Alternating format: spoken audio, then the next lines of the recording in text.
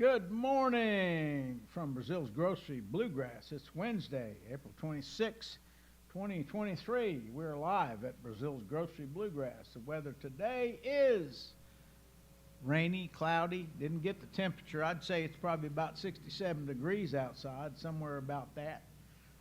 Let's do a shout out to Jane, Hampton, Hudson, Carter, Blaine, Sylvia, Heidi, Charlie, Harper. Hello, folks out there. Okay.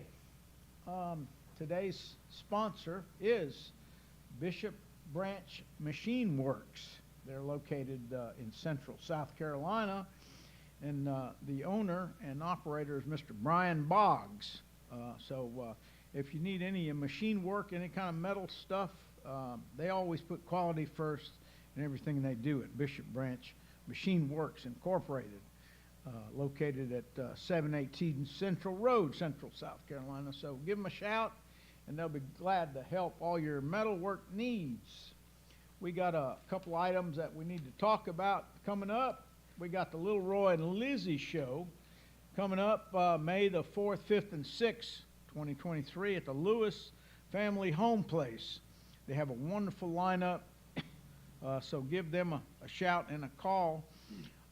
They're located 1935 Lewis Family Road, Lincolnton, Georgia. So I'm sure you can pull that up online somewhere. The Little Roy and Lizzie Music Festival, the 10th annual Little Roy and Lizzie Music Festival. So make sure you make your way down there. I think we're going to go on one of those days down there. They got a wonderful, wonderful lineup this year. Also, coming to Breazeale's May 19th to the 21st at Breazeale's Grocery Bluegrass, the Bluegrass Jamming Camp. The tuition is $299 for a 3-day event, and I'm going to tell you, I've been to those events with Gilbert, and they're absolutely phenomenal. Every time I leave, I always pick up a bunch of stuff that I learned, and I apply it to my banjo playing. All bluegrass instruments. You don't need any jamming experience necessary. And I promise you, you'll be jamming the first session that you come to the Gilbert Nelson Jam Camp. If you want to check it out, it's gilbertnelson.com. Go to gilbertnelson.com for more information on the Bluegrass Jamming Camp here, May the 19th through the 21st, Friday to Sunday at Breazeale's Grocery Bluegrass. Okay, so much for all the announcements. We also give music lessons here at Breazeale's Grocery Bluegrass. We teach banjo, guitar, fiddle, violin, bass, and mandolin by highly qualified instructors 3 days a week here at Breazeale's Grocery Bluegrass. And we're located at 5109 Liberty Highway, Pendleton, South Carolina. So my number is 864-376-1482 if you want any information on any of this stuff. Lessons about the jam camp or about any of the festivals coming up, I'll be more than happy to give you all that information. Again, we're located at 5109 Liberty Highway, Pendleton, South Carolina. Let me see. The Lincoln this Friday, the Lincoln Tap Room, they're having a Pickin this Friday evening. This is for a friend of mine, young boy that comes here, plays the banjo quite well. Young boy, nice guy. He wanted me to mention it when I went live, so I hope you're watching out there. The Lincoln Tap Room, Pickin this Friday evening from 7 until. It's located at 28A Main Street, Pelzer, South Carolina. Again, that's the Lincoln Tap Room, Pickin this Friday evening from 7 until. It's located at 28A Main Street in Pelzer, South Carolina. Okay, now we got through all that stuff. Our guest today is a friend of mine and a luthier, which I'll let him explain what a luthier is for those of you that do not know what a luthier is. I'll let him explain. He is the owner and operator of our local luthier repairs in Anderson, South Carolina. Let me introduce our guest and friend, Mr. Mike Weems. Welcome to the show, Mike. Thank you. So I guess I'll start with how I got into this. That's probably the best thing. I've been at it since '82. I can't believe I'm saying that. That's how long ago it started. I went to a school in Red Wing, Minnesota, and that time it's actually Red Wing Vocational Tech, and at that time it was mainly bowed instruments: violin, viola, cello, bass, and but the instructor there was that's kind of strange. Sorry, the instructor there was a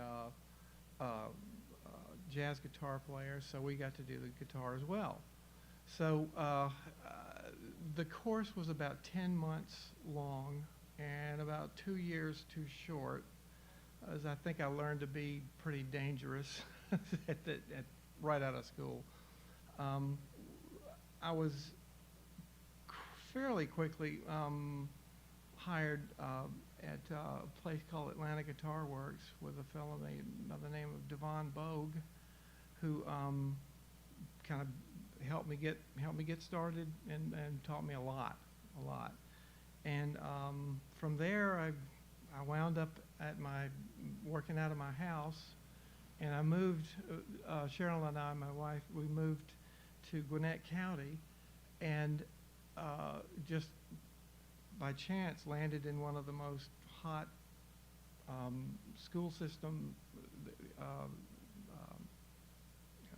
bowed instrument, orchestral thing. I think they had close to 3,000 students in the system at the time. So I had a pretty good bit to do there. Yeah. And eventually, that's how Barry Drazen and Alex Spainhour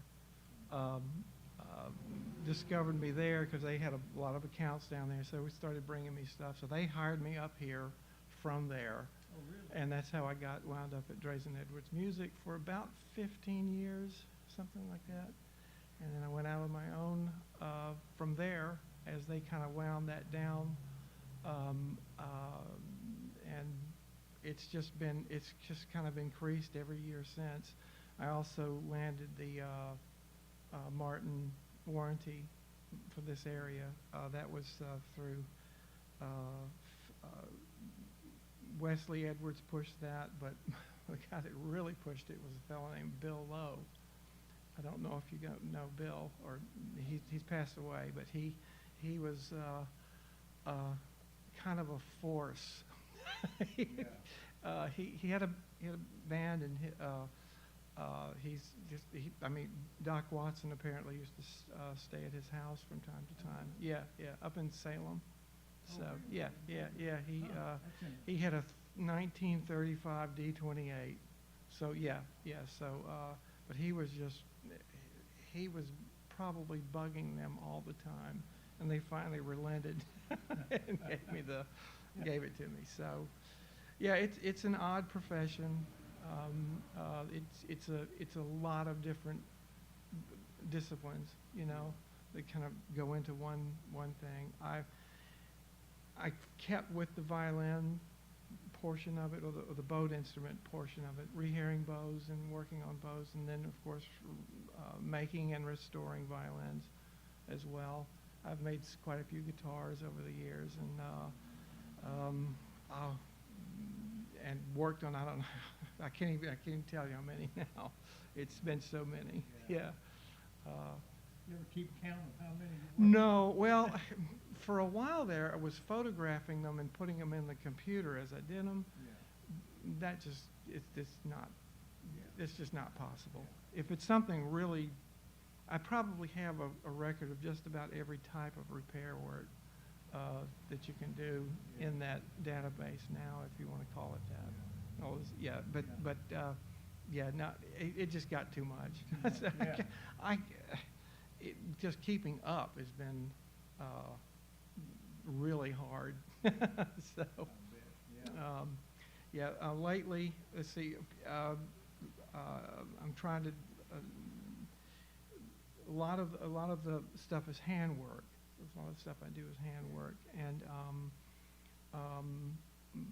you can achieve a lot of stuff with machinery, but I kind of enjoy the handwork portion of it. sometimes it's faster, sometimes it's slower. I've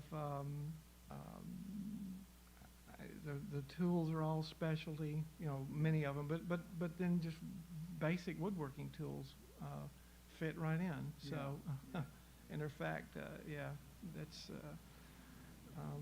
I've been to Mike's shop several times. I love going there, just being able to walk in and to see his handiwork, and just to see all the different instruments that he works on. I'm kind of overwhelmed at all the stuff he's got in there. He has about a path of about 2 feet wide and maybe 8 feet long to walk in, and that's where his bench is. The rest is cases and instruments hanging on the wall, just everywhere. It's a cool place. I'm going to get his permission one day to be able to do a little video segment of his shop. I need about a month to clean up. No, leave it like it is, you know. So I enjoy going over to Mike's, and when I go there, I feel I don't want to stay long, but I do want to stay long because it's so much to see and so much to talk about. But I know he's a busy guy, so I don't like to take up a lot of his time. So I usually just go in there, and there's a chair there, and I'll sit down and talk to him for a few minutes, maybe get a few pointers, and then I'll leave. And then usually when I'm there, there are customers coming in and going all the time. Oh, his place. I have been, as we were speaking before, the pandemic actually just kind of set this business on fire. I guess I think I'll go ahead and have this guitar repaired. I can't do anything else. So that's where a lot of them wound up at my shop. So, yeah, it's so busy. I call it, I have I don't know, every other day, 3 in the morning panic attack. Oh, yeah. Yeah. I just settle myself down by saying, you know what, it's not going to happen at 3 in the morning. Anything. So, yeah. So now you, I'm sure you set a set time, because otherwise you could be there after 5. I have 6, to. 7, Yeah. 8. Oh, yeah. That's a good. Thank you for reminding me that. I open the business out there Monday through Friday, 10 to 5. Of course, you know, I work. If I'm out there earlier or later, I'm trying to get caught up or get something. Yeah. So 10 to 5 is really, that's good. Yeah. So every now and again I get caught out going to get something or coming to do an interview. Something.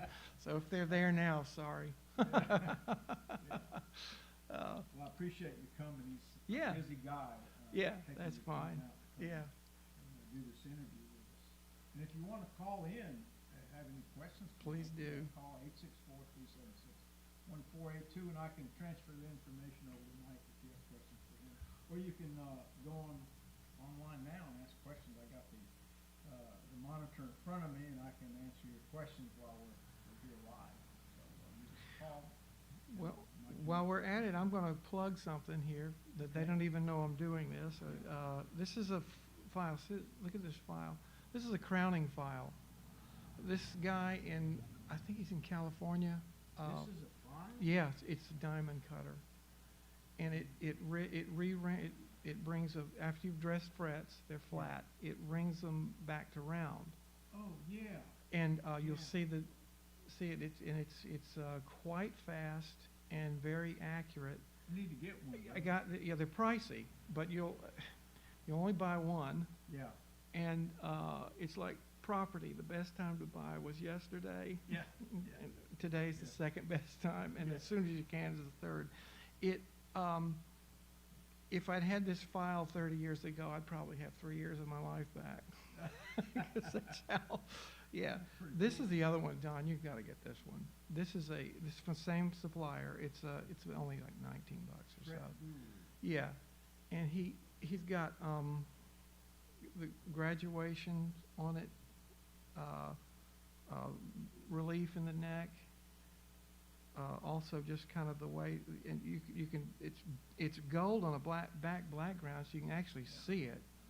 So look at that camera over there. I don't know if you can see that real well, but this is the nut guide to cut that. And then if you have a customer in the shop, you don't know whether they've got enough fret left to dress, see these little notches here?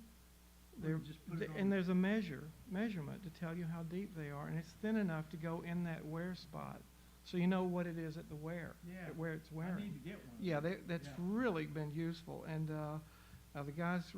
Where do you get that? It's online. Yeah. I found him online, or actually a fellow. I'll just call him a Luthier at this point. He wouldn't agree. His name is Rick Whiting, over in Clarksville. The acoustic cellar guitars. Mhm.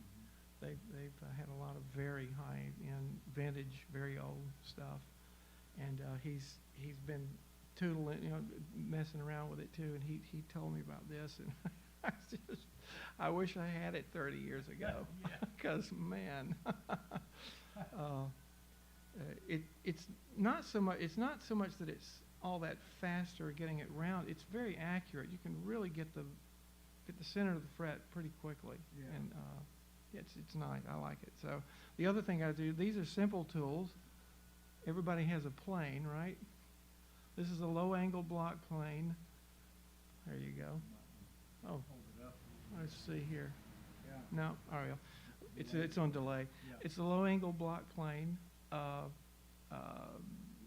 It gets used constantly, and this is a very simple device you can all make. It's called a bench hook. A bench what? Bench hook. This sits on the bench right there. It holds it that way. Okay. So, and this is in just a tapered fit. That's a 90 degree angle right here, Yeah. right there. And you can make and remake these little stops. This is tapered just a little bit so that it gets tighter the further it goes Oh, in. Yeah. And now you put it there if you want to plane a small piece of wood. It's Yeah. right there, and you can plane them really thin. And it's just such a simple device. You made that? Made this, yeah. Roy Underhill. You know Roy Underhill? Mhm. Heard of him? Okay, Yeah. the Woodwright Shop. Yeah. He's been at it since. You need to look him up. Yeah. It's- His is general woodworking, but he doesn't use electricity. I actually took a workshop, a dovetail workshop in Highland Hardware with him once. Highland? Yeah, Yeah. Highland woodworker. Oh, I remember that, where yeah. that place was. Yeah. But him and a lot of the other woodworkers that do this hand stuff, they really have come up with methods that they're you can cross over. They Yeah. really work well. Yeah. Yeah. And as it was mentioned, they were doing sewing machines. Oh, You know, yeah. sewing machine. Some of that stuff kind of bleeds over. I know it's weird, but all my Yeah. hobbies are versions of this. Yeah. Wow. So, Wow. yeah. Well, what type of instruments do you work on? Okay, yeah, I work on just about anything with frets on it, and all the bowed instruments and of course I work on bows. Now some of the high-end bow work I would depends on the bow. I mean, most bow work is tips, rehairing. That's like That's not my 90% of it. favorite. Yeah, a lot of people. Yeah, I've rehaired rehaired. a couple bows. I don't rehair as many bows now because I keep it down to really good bows. I Yeah. rehaired thousands of Glasser bows for the store. Yeah. I mean, I would do them at 50, 100 a whack. Really? It was a lot. It took me I 2 got- days to do one. Well, I would get them down to about 7 minutes a bow, but you can't keep that up, Yeah. So, yeah, that. When I was, I got on YouTube to figure out how to do that. Yeah. There's a lot of, Mhm. you can do it all different ways. Different ways, yeah. And I picked a way and I ordered some hair. I found out real quick, if you're gonna do it, you gotta order expensive hair. High end, Yeah, yes, I that's didn't right. know it Yeah, was there's high-end there's a hair. big difference, yeah. So what you gotta do is get that hair and you gotta wash it. Right, It's soaked right, and, and then you gotta let them dry out and then you gotta comb them. right, You gotta comb right. them. Well, and then the time I got it into the frog and it was Yeah. curling up and moving around. then by the time I got it in there and stretched it out, they were all coming Mhm, apart. The hairs were coming out. Oh, yes, So yes. I did two of them for a customer.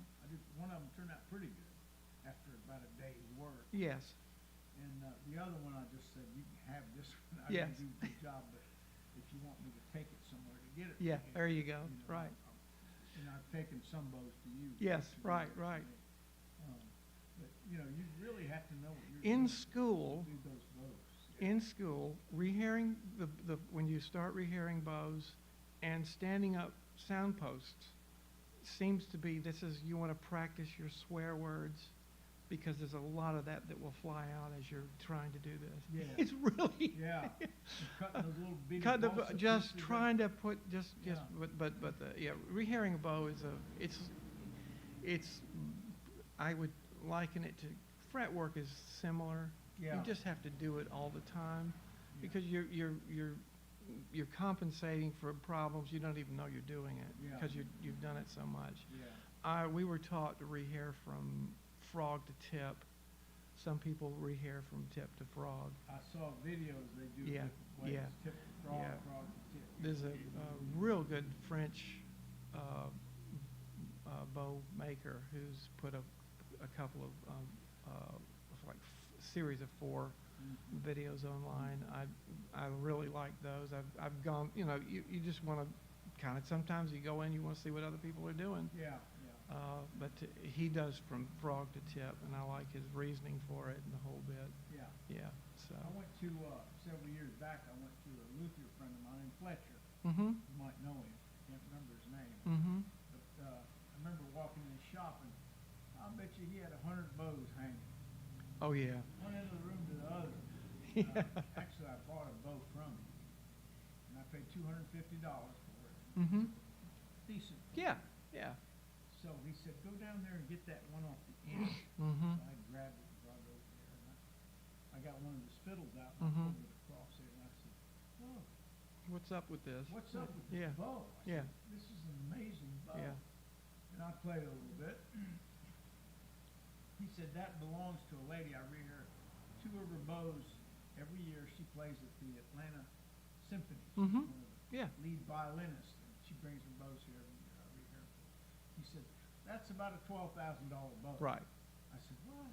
Yeah. $12,000 bow?" So Yeah. bows can go Oh, yeah. way out. I just sent out a AR Multitude bow from it's probably around 9,000. Yeah. It is I'm not a violin player, and I can tell the difference between that bow and the run of the mill. Amazing. Yeah. There's so much to it. They're balancing the bow so that it staccatos when you want it to, and it doesn't when you don't. Yeah. They draw a tone out with minimal effort. Yeah. There's just a lot to it. And they're so expensive because bow makers, if they get to they could have worked the whole stick and they hit a bad place in the wood, it goes on the trash pile. Yeah. So they're in constant recovery Yeah. from that. Violins, on the other hand, I've done quite a few of repaired quite a few of those. I had an Atlanta Symphony customer for a while. She had a Grancino made in 1799, and I I had to repair a top crack. Yeah. That was a long trip from Atlanta. I took that violin, took it the top off immediately, traced it while I had it, Yeah. because they're odd, Yeah. odd sizes. Of course, it had been taken care of by good luthiers. So it was just very quick. It was not a problem. It was put on with proper hide glue, Yeah. the whole bit. So you didn't have to use a meat cleaver to get it off. Yeah. Yeah. So. Real quick story. Bobby Hicks, a good friend of mine and fiddle player. Can't play anymore, but he played wonderful fiddle for many years. Played with some of your top groups in the country. Mm-hmm. He was telling me a story. They were in Indianapolis doing a festival. He sat down at a table to eat his lunch. This old man in suspenders, he Mm-hmm. come over with a paper bag. Uh-huh. And he said, you know, I was gonna get this fiddle and bow fixed up for me to learn, but I'm too old, I want you to have it. Okay. So he poured it out on the table and the fiddle in a few pieces. Yeah. Had a bow, had some hair on it, but not many. Right.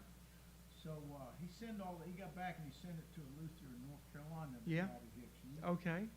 And, see what was Sure. worth putting back together. He Sure. said, well, the fiddle, it's okay, but he said, this bow, The bow. he said, the bow, I will put a value on it. Now, I don't know about bows, but he told me this. He said, I put a value on that bow, $42,000 Right. for the bow. Right.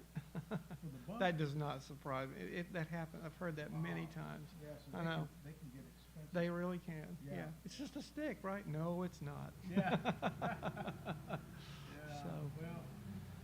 Well, I love what I do here. Yeah. I'm so grateful I got to meet you Yeah, finally. yeah, yeah. After Good all the deal. years. That's right. You That's know, right. I go to a shop every now and then when I'm in town, stop by and Yeah. pay Mike a visit. A great luthier, if you ever need any luthier work done, professional, top Yeah. shelf. Thank you. Mike Weems is the guy for this area. And if you need to reach him, call me at 864-376-1482, and I'll make the connection. Very good. To get to Mike. Yeah. And again, Mike, thank you for being Yeah. on our show today. You bet. He had to take time out of his busy schedule. That's to right. come down here. That's but, okay. Yeah. Like I said, I think I it may be a little appreciate healthy. this guy. And anytime I have a question or something about Yeah. something I'm doing, I always, hey, Mike, how do you do this? Right. No problem. Yeah. You might need to start some classes, luthier classes. It's come up in my mind a few times. Yeah, But, yeah, because, yeah. I mean. Now, I do work out of my house, so I've got a garage shop. Yeah, But, but so, you could come here and do the yeah, workshop. that's right. I'd have to do that. Yeah. Yeah. So if you want to back off on your luthier work and Yeah. go into more of Teaching. mode, you're welcome Yeah. to come here and do a class. But I do like the commute. My work commute, I do like that. My Oh, yeah, commute yeah. from the back door Yeah. to my From his back door of his Yeah. house to his shop, Yeah. maybe about a few 30 or steps. 40 steps. Yes, maybe. right. Not even that.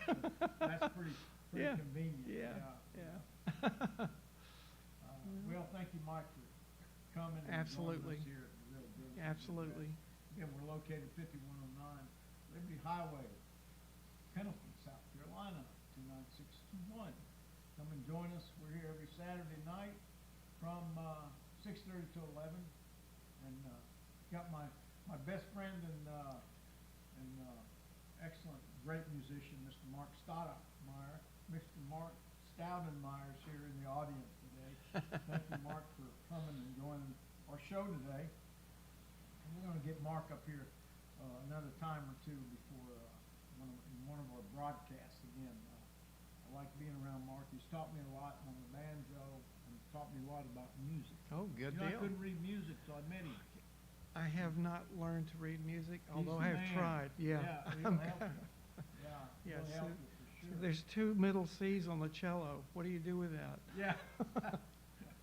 Yeah, and you know, those instruments, basses and cello, they don't Yeah. have frets. No. So you gotta figure it out Yeah. where it sounds. If you don't play in tune, everyone knows it. Yeah.